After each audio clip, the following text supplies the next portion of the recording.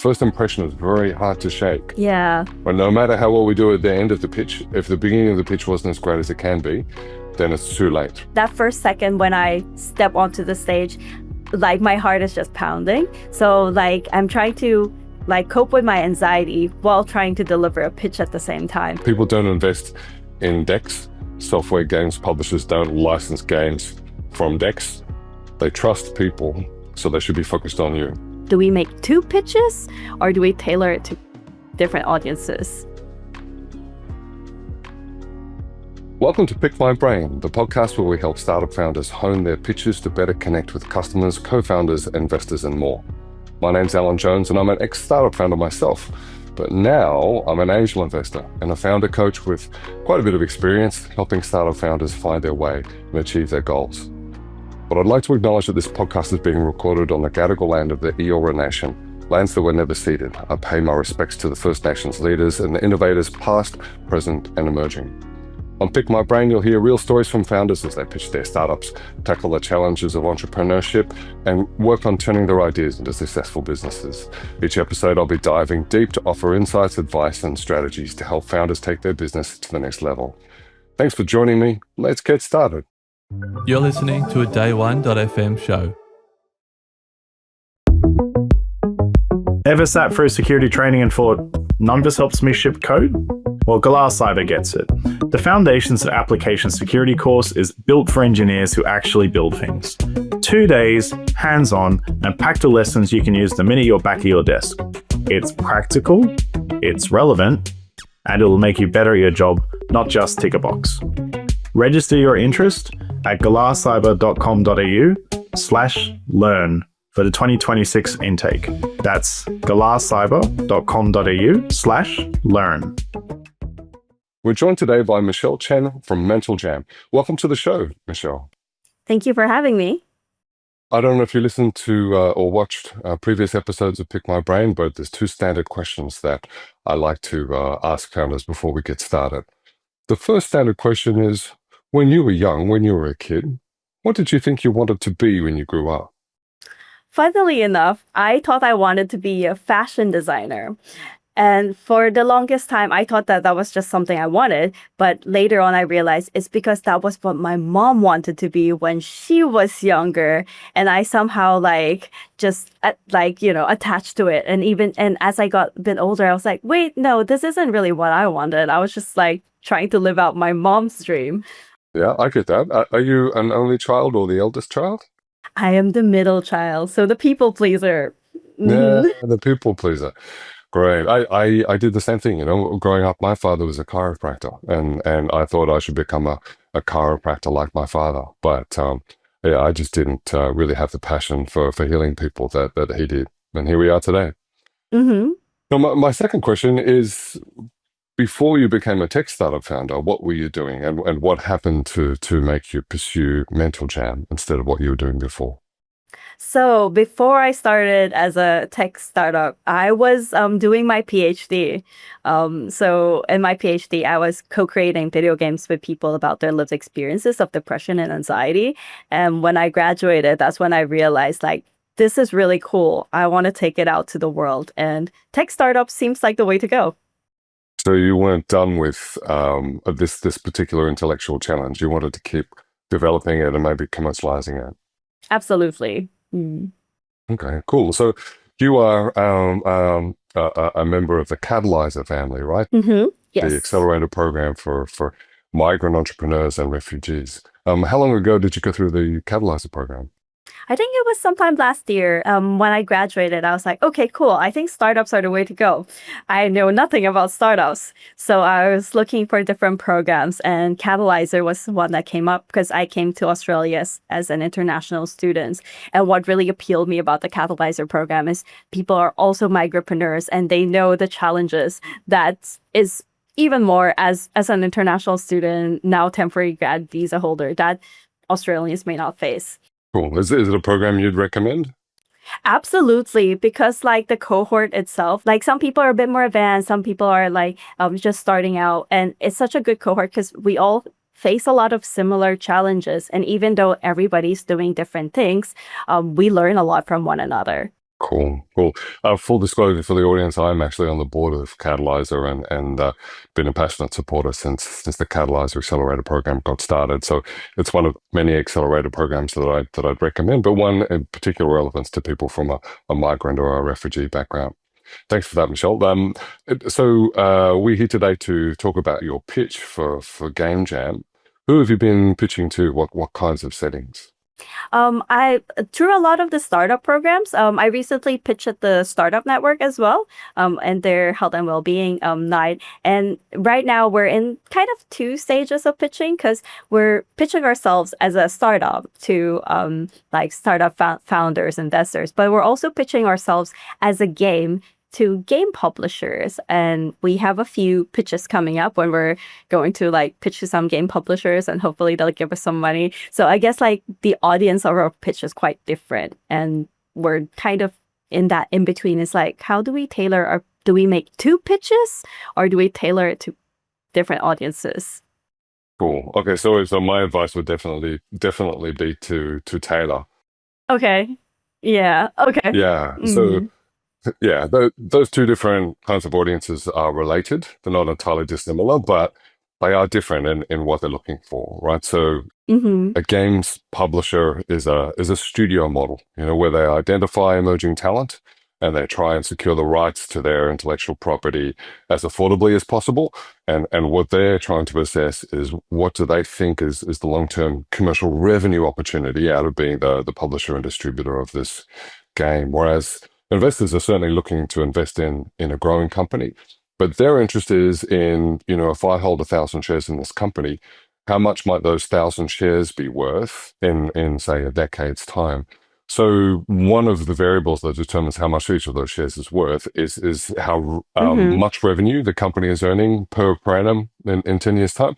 But another thing that determines the value of the shares is the rate of increase in the revenue over time, right? So early stage investors are investing in companies that they believe will not just be more valuable in time, but also are growing faster than someone would expect. So in their games publishing industry in Australia, in very recent history, we've had a few really great successes out of the Australian game software industry, and so that kind of establishes a benchmark for growth. So that tells us what great looks like, and so you'll be assessed against that. People will be making up their own minds about how rapidly they think you might be able to grow. So with that in mind, it's probably a good idea to have two different kinds of pitch, one for investors, one for games publishers. And then the bad news is there's probably also 3 different kinds of pitch for each of those two audiences. So that's 6 total. Yeah. Right? Okay. Can you talk a little bit about what those like 6 are? Sure. So it's two of each of 3 kinds. So the first one for investors and for game publishers, we need a teaser deck, something which creates more questions than it answers. So something that says, we might be worth having a coffee with, we might be worth having a video call with, we might be worth keeping an eye on. So a teaser deck is designed to be really small, really sharp, really lightweight. So it's an easy attachment to an email. It's not something that somebody's going to be annoyed with having to download or to page through, 48 slides on a mobile phone. So that's a teaser deck. So both kinds of audiences will want to see those. And those are really good for when you have to do warm or cold outreach. So by warm, I mean, kind of, the person that you're reaching out to, but they don't yet know you. Right. And you can't get a hot introduction from somebody else who's a trusted business partner of that person you want to reach to. So warm intro is where the person you want to reach and you think you know a bit about them. And then a cold introduction is just reaching out to strangers on the internet, which I generally don't recommend. But if you have to do it, a teaser is going to help. So don't try and tell everything about your business. Just try and pick like your 3 strongest, most interesting things. What are the 3 things that make you stand out most from your competitors who are also raising money to do the similar sort of thing as you? So that's the teaser deck. And then the next kind of deck is the pitch deck. That's probably the one we're going to go through today.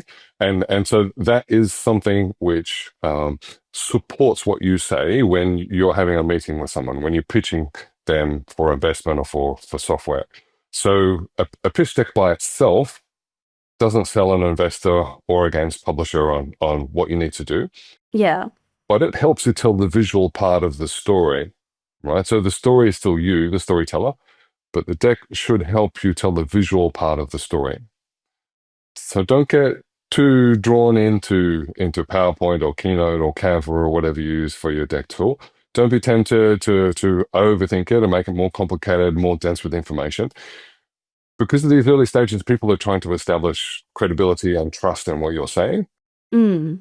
And so they want to focus their attention on you. So if there's too much density of information on slides, and if you're telling too much of the story through the slides and not through what you're saying, then that's difficult for the audience to really manage both incoming streams of information at the same time. And they'll lean towards reading the deck, right? And they won't spend a lot of time trying to evaluate who you are, which is never good. People don't invest in decks. Software games publishers don't license games from decks. They trust people, so they should be focused on you. Mm. Think about being Captain James T. Kirk on the deck of the USS Enterprise, right? You are the actor playing the captain of the USS Enterprise. And the set behind you, with the screens and the Klingons and the crew and all that kind of thing, that's just the backdrop for you to tell your story. It's not the story. Nobody watches Star Trek on a streaming service to look at all the cool backdrops. At least if they do, they're probably in set design, right? Everybody's watching how the characters tell the story. So a pitch deck should be light and clean and support the visual elements of your story to help you explain what's going on. Then the third kind of deck is what we call a leave behind deck. And both those audiences need that as well. So if you have lucky enough to have a video call or a coffee with either an investor or a games publisher, they're going to retain, hopefully, a good part of what you've told them. But once they leave that meeting, that memory will start to fade. And once they've seen a couple of other pitches, that might be completely gone. So they need something to refer back to, right? And if they're telling somebody else in their office about what you told them in your meeting, they may forget some of that information. They may need to refer back to something. So a leave behind deck is the largest kind of deck. It might have appendices and footnotes and more data and more things to read. And that's because you won't actually be there telling the story for them. Okay. Yeah. So that could be the dense one. Yeah. Yes. So that can end up being quite a big file. Give people the opportunity to download it from some kind of cloud service at a time of their choosing, or print it out and give it to them at the end of a meeting with them, so that they can take that away. So don't try and attach that to an email. That's just going to bog someone's inbox down. Yeah. Around what are the length of these pitch decks, like with the teaser deck? Like around how many slides would those be? Teaser deck 3 to 5. Yeah. Mm-hmm. Pitch deck 10-ish, 12-ish, 15-ish at the most. And leave behind deck however much information you have. Okay, so it can just be like all the info that we have in written in, because like with pitch decks, because they're like talking to them, then you don't want to have a lot of text heavy things, but the leave behind deck could have those things. Exactly. Would you like to run through your pitch with me? Yes, please. We are Mental Gem, and we co-create video games as a modern remedy for mental health. 2 in 5 Australians experience. Oh, I lost my track. I have like script in mind, and every time when I see the words, it just goes out of my brain. Let me redo the slide. Can we pause it for a second? Yes. Yeah, cool. That's a really interesting effect, and it happens all the time. And the more awkward we are at the beginning, the more likely it is to happen, right? Because what's written on the deck feels safe and like a safe place for us to go to, because it's something we prepared earlier, so it must be correct. And that happens all the time. And in real life pitches, on a stage at Fishburners or Tankstream Labs or Launch Freak or something, you'll often see people actually turn away from the audience and say, as you can see on the screen, 2 in 5 Australians suffer from a mental disorder, right? So that's a terrible thing to do because we are using our body language and our voice and everything that we have to tell a story and saying, never mind me, captain of the USS Enterprise, look at the backdrop. Ah, So that's a really difficult thing to avoid. So when you're pitching over a video call, be aware of that. So one way to keep your attention off the deck when you're on a video call, because of course it's there all of the time, is to pin. So if you're on something like the Zoom or Teams or Google Meet, it'll allow you to focus what's in the center of the screen, and you might want to make that the person that you're pitching to, or the most important person if you're pitching to 4 or 5 at a time. And then you can focus on their face rather than what's on your material. In your peripheral vision, you'll be able to see that you're on the correct slide. But if you know your script, you won't be distracted and you won't go to the slide. that makes a lot of sense. I will go and like resize my window so that I could see things at the same time. Great idea. Let me do that. Because a lot of times when you're like pitching online, because you're on your slide, you don't actually see the people that you're pitching to, or sometimes they would like turn off their videos and it becomes a bit awkward. Mm. Now I can see both and I feel much better. Cool. Let's go again. Mental health is a vital part of our health and well-being. However, 2 in 5 Australians will experience a mental disorder at some point in their lives, and 54% do not have access to any treatment, and it's costing Australia a lot of money. Me and my team, we understand the problem close to our hearts. So hi, I'm Michelle. So I've been a game developer for many years, but my personal experiences with depression and anxiety actually made me quit my job and move to Australia, where I completed a PhD, where I co-created video games with people about their lived experiences of depression and anxiety. And since graduating, I've been pivoting my research into a startup called Mental Jam, where we turn real stories into powerful games. And our new game, Boba Rista, is a soul-soothing mobile game that blends bubble tea making with mental health support through its narrative and gameplay. And then pretty slides. And we also run game design workshops with people with lived experiences of mental health struggles to co-create the video games with us by designing the character, contributing the story, and shaping the mini games. So some of our unique selling points is we are a really beginner-friendly experience that brings mental health experiences to life. And it's about combining that blend of story and gameplay that helps people find what works for them. And it is research-backed. So all of the this game is based on my PhD research, and we are really working closely with people with lived experiences in the game development process. And we will also have ongoing stories, new characters as we're conducting new workshops. So there'll be a lot of new content for the people to engage with. And each of the characters in the games, they come with their own mini games and their personal challenges. So for example, in this screen, you can see some of the different characters that we have. For example, we have Bob, who is a platypus who is going through like a midlife crisis, and then he went back to uni. So that's me. That's the character I really relate to. And all of the characters have their own mini games that introduce healthy coping tools and kind of reveal like the different ways that the characters are embracing their condition. And this is another character that we have. Her name is Trixie. So she is a quokka. And in this screen, we are showing some of the mini games for Trixie. So she is like a toxically positive quokka, being the happiest animal in the world. And her mini game is actually about recognizing and naming difficult emotions. And it's actually encouraging the players that it's okay. You don't have to be happy all the time. It's okay to have different emotions and difficult ones. And it's just really about acknowledging that and really learning to like let go of the pressure of always having to be cheerful all the time. And we have another character here. She's Mabel. She is a perfectionist. So she's like blue-tongued lizard. And for her minigame, she's quite a perfectionist and she needs things to be in a certain way. And all of the bubble teas are served in really cute mugs, and she accidentally broke one. And being that perfectionist, one of the challenges that she's trying to face is like, oh, things are broken. It's not perfect anymore. So her puzzle is this puzzle game that's based on the Japanese philosophy of kintsugi about like repairing broken ceramics with gold. But it's also teaching her about how to embrace the imperfection. So in terms of our market, 70% of gamers already play video games to nurture their mental health. And the digital mental health market is on the rise with an estimated revenue of 27.56 billion. The highest usage of mental health apps are 18 to 34-year-olds, but retention is low unless it's like an engaging or gamified.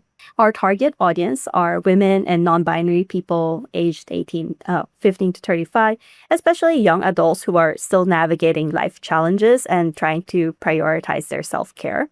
And the access barriers that they face is that 50 to 70% of them, they actually don't have access to traditional mental health support. And that's due to many reasons like access, cost, wait times, or stigma.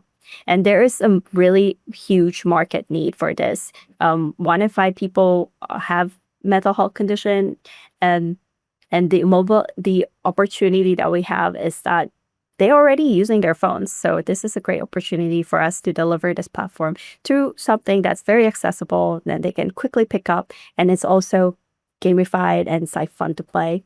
And some of our competitors are like traditional mental health apps such as Calm or Headspace, but they usually just focus on giving you like a long list of tools.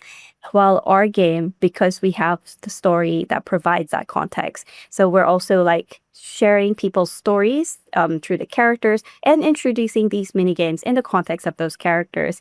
And in that way, we're not prescribing players anything. We want them to discover what works for them, for themselves.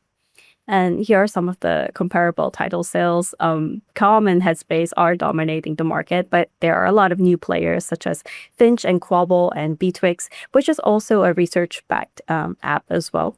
And in terms of our business model, we are going for a freemium model. So it's free to download, but we have monetization built into it, like through like they can buy cute mugs, they can customize their Boba shop, they can buy more ingredients in the game. But we're also experimenting with other different monetization strategies, such as subscriptions. For example, we can have some premium features like the ability for them to download a mental health insights report or having like personalized and customizable content. And we'll also have live ops, like we'll continually update the game as we're creating new characters. And we're also looking into having companies sponsor some of the subscriptions and in terms of ads or custom content. In terms of traction, so as part of my PhD, I created 5 video games and we reached 15,000 players through organic traction. And we've also been going to a lot of different game industry events, and we've been talking to a lot of customers. I call it blatant self-promotion. So we go on ABC, we're here, and we also go to a lot of game events because we really want to connect with our community. And the impact that we want to create is mental health care reimagined. So through cozy and heartfelt games, we are sharing untold stories and reach those often left behind by traditional support. And this is the team, and that's it. Thanks, Michelle. I really appreciate it. That's great. Now, what's the QR code lead to on that last slide? It leads to our link tree, so it leads to our website and our Instagram. Okay, cool. And okay, so I have some feedback for you. I'm hoping this can help. So you're working from a script. You mentioned the script before, and I feel like you're not actually reading from the script right now. Are you? Not so much, yeah. Yeah. No. Okay. Yeah. But this is a script that you've memorized. Certainly at the beginning. Yeah. Yeah. The beginning of the script is memorized. So you're at a point in learning the script where you feel like you can recite it. The problem with reciting a script is that generally it has way too little emotion in it. You know, if you've ever seen a young child go to school and come back having memorized a poem, you know, they will stand there in front of their parents, stand at attention, arms rigid, and just like speak like a robot. This is and so like that's an exaggerated version of where you're at right now in learning the script to go with your story. So what I'd like for you to do is to go back and do even more rehearsal. So that you get to the point where when someone asks you about your startup, you'll start using bits of your script to answer their questions, right? And you'll find when you get to that point in rehearsing your script that you're relaxed and you'll start to add more emotion and dynamism and real personality into the story. Remembering that we set the first impression when we pitch in the first 10 to 15 seconds, and then that first impression is very hard to shake. But no matter how well we do at the end of the pitch, if the beginning of the pitch wasn't as great as it can be, then it's too late, right? So I want you to really focus on adding more emotion, more warmth, more personality to how you deliver the beginning of the pitch. This is not you reciting a poem that you've learned to your parents, okay? Mm-hmm. You stumbled there a little bit at the beginning because you just made some changes to the deck. It's fine to make changes to our deck. We should always do it when, so a startup should always be seeking feedback from its customers, right? In this case, your customers are your audiences when you pitch. So if you feel the need to change your deck, do, but then each time you change your deck, spend an hour in rehearsal. Yeah. Mm-hmm. Otherwise, you will stumble like you did this time, right? So even though you know your script, you're not yet familiar enough with this version of how the deck rolls. I also have a question because I do get social anxiety. So whenever I pitch in real life, that first second when I step onto the stage, like my heart is just pounding. So like I'm trying to like cope with my anxiety while trying to deliver a pitch at the same time. And it usually gets better as it goes along. But sometimes like in between, I get that feeling come back again and just like trying to like, oh, yeah. How what's a good way to cope with that? Yeah, that's very normal, and we all face it. Mm-hmm.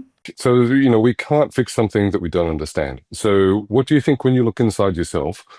What is causing the anxiety? What are you anxious about? I'm just anxious around a lot of people, really. So sometimes when if I go to like a networking event or something, when I'm on stage, it gets a bit better. But like usually when there's just a lot of people around, and also just, I guess, having that attention on me. Aha. Yeah.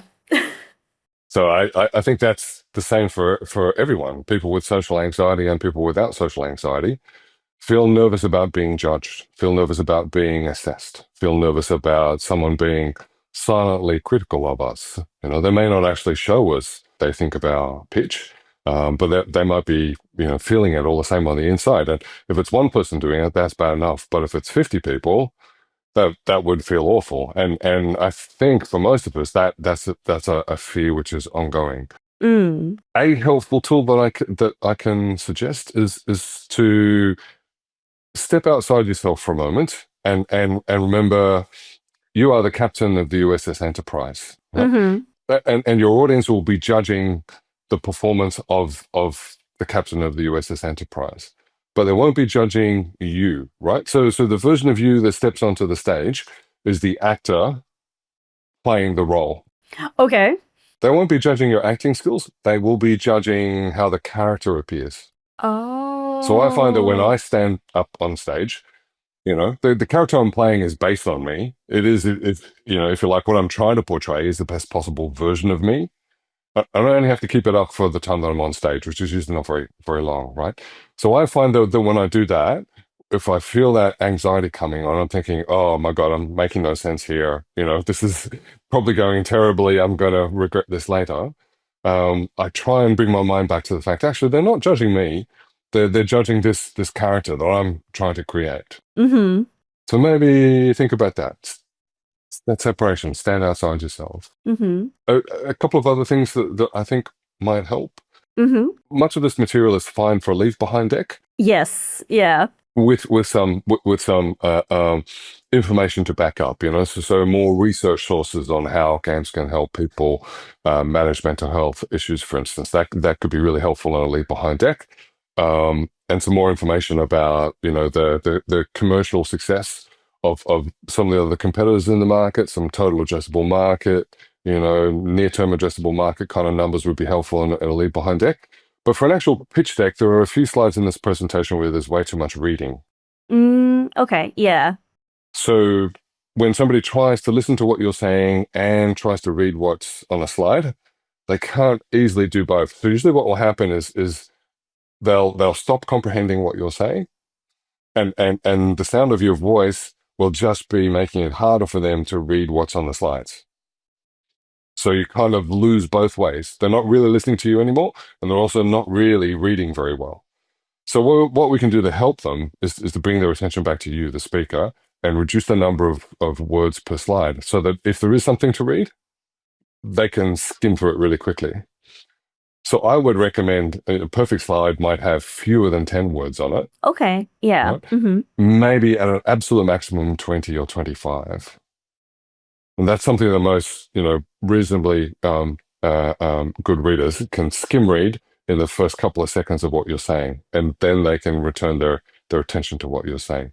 But remember that every the pitch deck version of your pitch must be a visual accompaniment to what you're saying, not a replacement for it.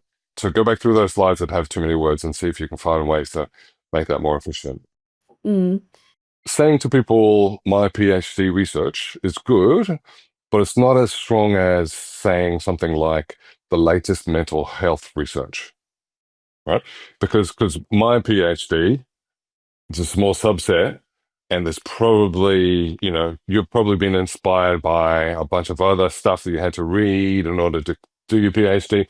Let's think about this as like what you're building a solution based on the latest research in the field, not just one PhD paper. Yeah. On the character section of the story, maybe we've gone through a bit too many characters there. Particularly when we're pitching to investors, they might just need one or two. So the one that you closely identify with, that's a nice moment in the story. It's a little personal insight, and that's helpful. That helps build trust. And maybe one more would be enough, because the pitch at the moment is running just a little bit too long. Yeah. And there's a couple of other things that I'd like you to squeeze in if you possibly can. So one of those would be a team slide. Yeah. So you talk about we a lot. Sometimes when people say we, when they're a startup founder, they mean the royal we. I hope that one day there'll be a team. but right now there's me and a couple of people on Fiverr. So that's up to you. But if there are people working on the project with you, or if you have advisors or a board or whoever, let's bring some of those people into the story as well. Okay. Yeah. And then I think the other thing that could really help is some customer feedback in your video. Yeah. In all of this kind of work, we need to be able to say to our audience, something along the lines of, but don't listen to me, listen to some of our happiest customers. Yeah, because I have customer feedback from all the previous games, but because this one is still developing, like we only have like early feedback from them, but so we weren't sure if we could include those.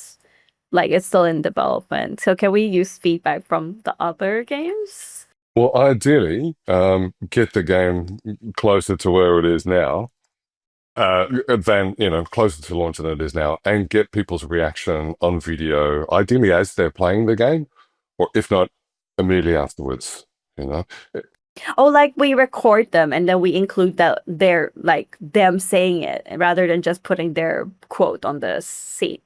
Oh, definitely. Because it's not going to capture the true emotion of what's going on, The text is just not going to have the same emotional resonance.